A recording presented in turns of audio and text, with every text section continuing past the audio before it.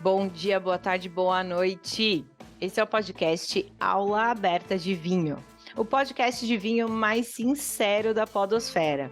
Aqui a gente abre a boca e solta o verbo, mandando a real sobre o mercado e a produção de vinhos. Eu sou a Jéssica Marinzec e há mais de 10 anos eu trabalho comunicando vinho e levando ele para mais próximo dos consumidores. Minha experiência nesse mercado passou e passa pelos campos de marketing, educação e varejo. Nesse novo episódio do podcast, precisamos falar sobre a uva Moscatel. Bom, simplicidade é a minha falar no singular, né? A uva Moscatel. Afinal, existem várias delas, mas no Brasil é bastante comum associarmos essa uva a uma produção de baixa qualidade, o que não é verdade, viu? Gente, tem moscatel plantada em tudo que é lugar, seja no Brasil ou no mundo, nas suas mais diferentes versões. Por isso, a gente decidiu dedicar esse episódio a essa uva que tem servido de porta de entrada também para muitos consumidores de vinho. Então, bora lá! Vamos começar contando a diferença entre muscat, moscatel e moscato. A gente está basicamente falando da mesma uva, tá? Só que ela tem nomes diferentes em diferentes regiões. E aí a gente vai decupar isso agora. Muscat, ou muscate com T mudo, é comumente como chamamos essa uva em inglês. Existe, no entanto, dois tipos comuns de muscat. E aqui a gente ainda está falando da versão em inglês, tá? A Muscat Blanc à Petit Grain, considerada a mais nobre, de bagos menores, e a Muscat de Alexandria, né? Ambas as uvas são usadas na produção de vinhos de sobremesa no mundo todo. A segunda, ela é considerada um pouco menos nobre, mas isso depende muito também do lugar que a gente tá? Eu tô falando, obviamente, da Muscat de Alexandria. Ela possui bagos maiores e também ela tem uma coloração mais rosada na pele dela. Olha, é muito comum a gente ver essas uvas sendo usadas na confecção de vinhos de sobremesa, como eu falei, mas em algumas regiões como sul da França, ali em Baume de Venise, então tem uma denominação chamada Muscat de Baume de Venise, que usa Muscat Blanc Petit Grain, e o perfil desse vinho é um perfil bem floral, tonalidade amarelada na taça, porque esse vinho não passa por maturação. Ele é uma delicinha de ser tomado, é bem gostoso mesmo. Então eu tô falando de Muscat de Baume de Venise. Mas ainda tem outras versões, né? Usadas com essas uvas que passam por maturação, como por exemplo é o caso de Rutger Glen, que é um vinho licoroso de sobremesa feito na Austrália. Ele pode atingir décadas de maturação, ser extremamente complexo e apresenta em geral uma cor dourada, assim, quase amarronzada, e no nariz tem toques de frutos secos bem marcados. Gente, quando a gente fala moscatel, é basicamente como essa uva é chamada em países como Portugal e Espanha. É a mesma uva, só muda ali o nome, tipo Mary e Maria. Basicamente isso. Só que tem um ponto. Quando a gente fala sobre moscatel em geral nesses países, o pessoal associa direto a Muscat de Alexandria, né? A Moscatel de Alexandria. E ela é encontrada em Jerez, por exemplo, e até em Setúbal, tá? Inclusive, vale a gente mencionar rapidamente a produção em Setúbal. Em Setúbal, a Muscat de Alexandria também pode ser chamada de Moscatel de Setúbal, tá? Ou Moscatel de Alexandria, que é o negócio do Mary e Maria. Já a Muscat Blanc Petit Grain, que eu falei ali no começo, menorzinha, bastante encontrada em Muscat de Baume de Venise, aqui em Setúbal ela é chamada de Moscatel Galego Branco. E ainda em Setúbal, a Moscatel Galego Branco, a Muscat Blanc, a Petit Grain, ela tem uma mutação. E a mutação dessa uva é a Moscatel Roxo, que é bem conhecida lá. E ela tem uma pigmentação maior na sua pele. Então, tanto a Moscatel de Setúbal, ou de Alexandria, como a Moscatel Roxo, que é a mutação da Muscat Blanc Petit Grain, podem ser usadas na produção de vinhos em Setúbal. São basicamente essas duas uvas. E aqui, gente, quando a gente está falando dos vinhos doces de Setúbal, eles ganham uma super complexidade, uma tonalidade quase de mogno, de amêndoa, muita nota de fruto seco, de figo, de castanha. São vinhos bem especiais e bem complexos. E a Moscato, onde que a Moscato entra aqui? A gente já falou da Muscat, da Moscatel. Gente, basicamente, Moscato é a forma como os italianos chamam essa uva. E ela brilha principalmente ali na região do Piemonte, mais precisamente em Asti, de onde sai uma produção de frisantes e espumantes frescos, leves, sutilmente adocicados, e a produção é toda pensada na manutenção e na preservação desses aromas naturais de frutas e flores que a Moscatel naturalmente possui.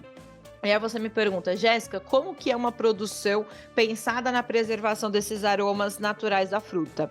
E eu te respondo, tanques de aço inox. O tanque de aço inox, ele não aporta nenhum tipo de aroma, ele mantém os aromas naturais da uva, né? Seja ela Moscatel ou outra. Esse estilo é basicamente o estilo que nós encontramos aqui no Brasil, né? Dessa Moscatel, nesse espumante docinho e que atinge muita gente. Outro detalhe importante dessa produção é o nível alcoólico, que é bem baixinho. A gente está falando de cerca de 7% de álcool, enquanto um vinho, digamos, comum tem 12,5% de álcool. Uma curiosidade que, de acordo com a revista Adega, quando a gente fala de Moscato, Moscatel, Muscat, a gente está falando da uva mais conhecida na história da produção vitivinícola. Abre aspas. A Pianai era o nome em latim da uva Moscato em tempos longínquos, quando ela veio da Grécia para a Itália. São as uvas conhecidas há mais tempo pelo homem e acredita-se que tenham sido as primeiras a deixar a Ásia nas mãos dos fenícios em direção ao Ocidente há mais de 5.000 anos. Da Grécia, elas se espalharam por todo o Mediterrâneo e multiplicaram-se. Seu nome significa preferida das abelhas, por conta do grande teor de açúcar que essa vitis vinífera acumula quando madura. Fecha aspas. Então, quando a gente está falando desse docinho da Moscatel, né? É natural, gente. É natural da uva. Existem uvas que possuem mais açúcares do que outras. Isso é bem comum, tá? Que a Moscatel é super consumida no Brasil, isso os números não negam. De acordo com o caderno Agro do Estadão, em 2020, ano de maior consumo histórico de vinhos no Brasil, foram consumidos cerca total, tá, de 430 milhões de litros no país, incluindo os vinhos de mesa, tá bom? Que obviamente sempre vão contar com a maioria. Se você não sabe, o vinho mais consumido no Brasil é o vinho de mesa. Já o consumo de vinhos feitos com a Moscatel chega a quase 5,5 milhões de litros por ano. Tá bom para você? Pessoalmente falando, e dentro da minha experiência de quase 12 anos nesse mercado, eu ouço pouquíssimo das pessoas que elas gostam e consomem vinhos feitos com a Moscatel.